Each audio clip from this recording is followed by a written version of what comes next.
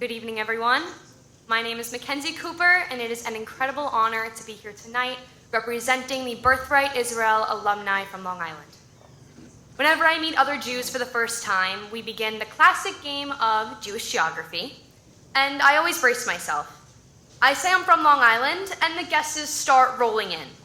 Oh, so you're from 5 towns. No, okay, Plainview.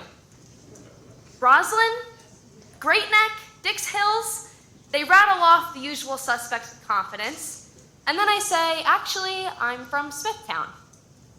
The game rarely continues from there. I was one of about 6 Jews in my entire high school graduating class. My college admissions essay was about the anti-Semitism I faced growing up, both the subtle kind and the not-so-subtle kind. I was Smithtown's token Jew. And while that made me a target, it also made me proud. I wore that identity boldly, even when it burned. When I committed to Binghamton University, I was so sure I'd finally find my people.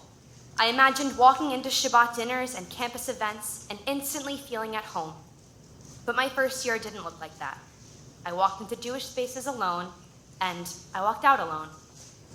Despite the fact that Jews make up nearly 30% of Binghamton's student body, finding community, finding my village, so to speak, was a lot harder than I expected. I remember thinking, after all of those years of being too Jewish, now I wasn't Jewish enough. And then I went on Birthright. For the first time in my Jewish journey, I felt like I belonged. Judaism became something deeper than a religion. It became a people, a nation, a story that I was suddenly a part of. For those 15 days, yes, I extended beyond the 10, how could I not? I felt the power of Am Yisrael. When I left that trip, I made a promise to myself and to my new Israeli friends that I would find a way back the very next summer. That was May of 2023. Of course, I had no idea what would happen in the months later. None of us did. I could not have imagined the battles that would erupt not only abroad, but on college campuses as well, especially not at Binghamton. But in the moments that I felt worn down, isolated, or afraid, it was my Birthright Israel experience that kept me grounded. That trip, those memories, gave me something to fight for. So I kept my promise. I returned to Israel in the summer of 2024 through Birthright Israel Onward. I had another transformative experience, this time as an intern in the Tel Aviv municipality's communications department. I watched how a city under threat told its story to the world. I then joined the Back to Campus Forum, a pilot program preparing students to return to universities armed with the tools to stand up against anti-Semitism. And by the end of the summer, I was invited to join the Birthright Israel International Education Committee, a group tasked with reimagining the educational framework of the Birthright Israel experience. I am the only college student on this committee, and I aim to provide the recent alumni perspective on how to best educate and empower the next generation of Jewish leaders. And while being in Israel last summer felt like heaven on earth, I was shot back into reality on campus yet again. This past year, I had the honor of serving as the Binghamton University Council student representative, the sole voice representing nearly 20,000 undergraduate and graduate students to our university's governing board. Not only was it a job that I loved, but it was a job I was good at, so I ran for re-election. But very quickly, putting myself in such a public position, I felt as though I had now become Binghamton's token Jew. Disgusting comments were posted about me online, calling me racist, pro-apartheid, a pig.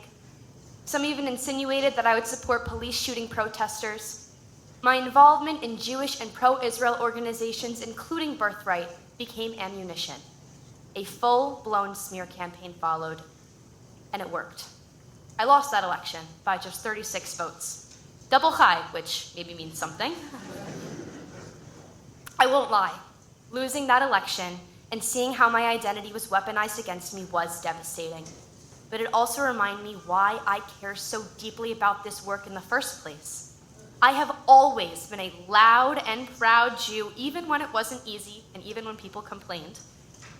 But when the pressure mounted, When the attacks came harder and louder, it was my Birthright Israel experience and connections that reminded me I was never alone. It reminded me that there is strength in our story, that I come from a village of people who have always found ways not just to survive, but to truly thrive. This trip isn't just a trip. For many Jews, it's a turning point, a lifeline, a breath of fresh air after years of holding it in. One that without the Birthright Israel Foundation, so many Jews would not be able to experience. This opportunity has the very real potential to change lives just as it so clearly did mine. Like so many other fortunate alumni, I hope that you will think of me as a worthy return on your investment. I flew in this morning from my internship at APAC, where I'll be spending the summer working to advance Israel's interests on Capitol Hill. Just a few weeks ago, I was in Israel again, my third summer in a row. I already have plans to return this winter on another fellowship, and I'm currently helping plan my family's first ever trip to Israel together.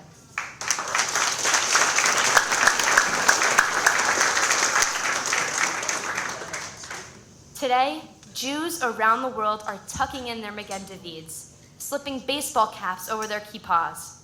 On college campuses, students are screamed at, accused of genocide, surrounded by chants to globalize the Intifada, having no idea what those words mean when we do. And young Jews, like I once was, are wondering if there is still a place for them in this world. They need their village. They need Am Yisrael. They need a Birthright Israel experience. Thank you.